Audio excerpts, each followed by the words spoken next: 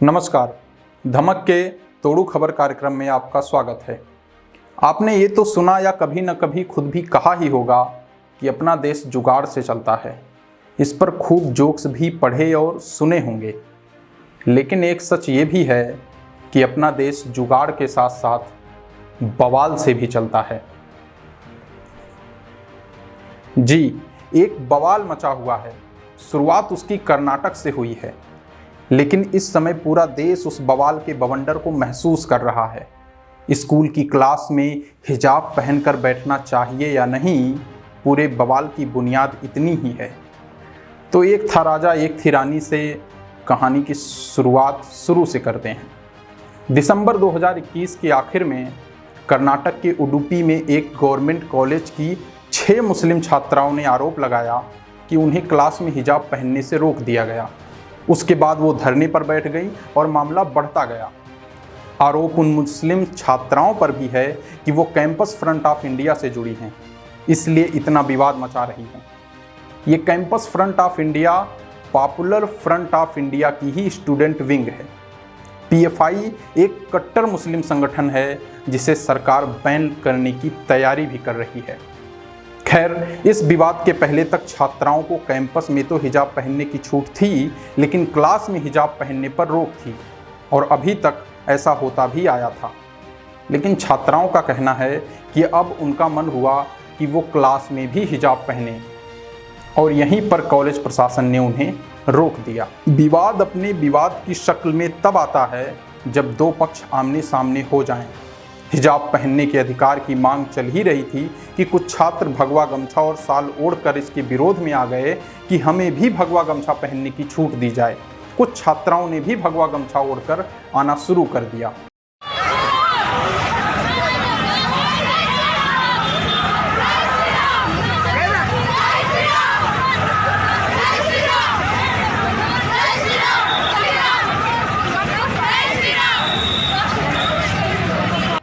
हिजाब पहनने से रोके जाने पर छात्राओं ने हाई कोर्ट में याचिका दायर की।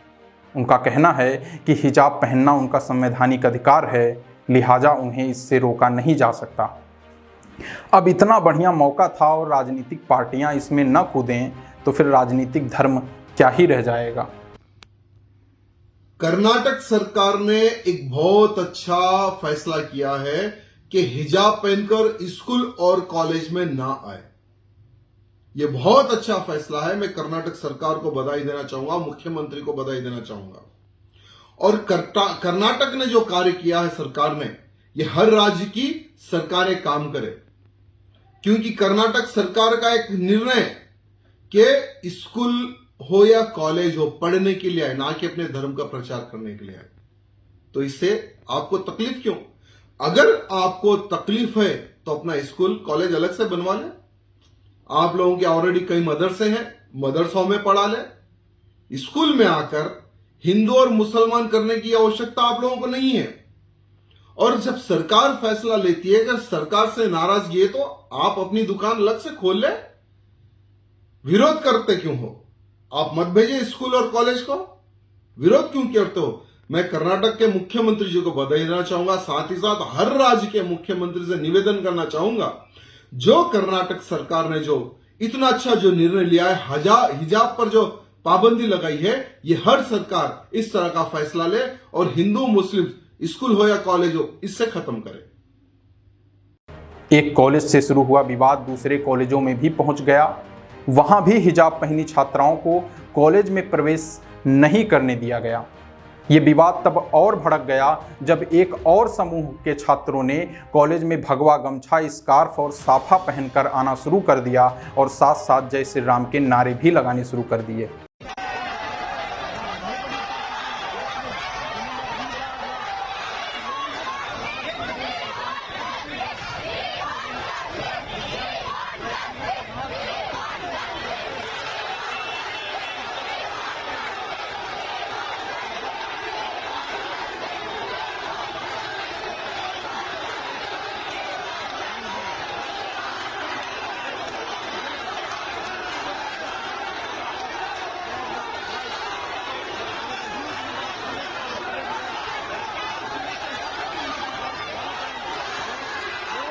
इस सब के बीच ये मामला कर्नाटक हाई कोर्ट पहुंचा।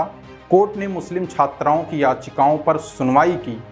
लड़कियों के वकील के सामने राज्य के एडवोकेट जनरल ने सरकार का पक्ष रखा।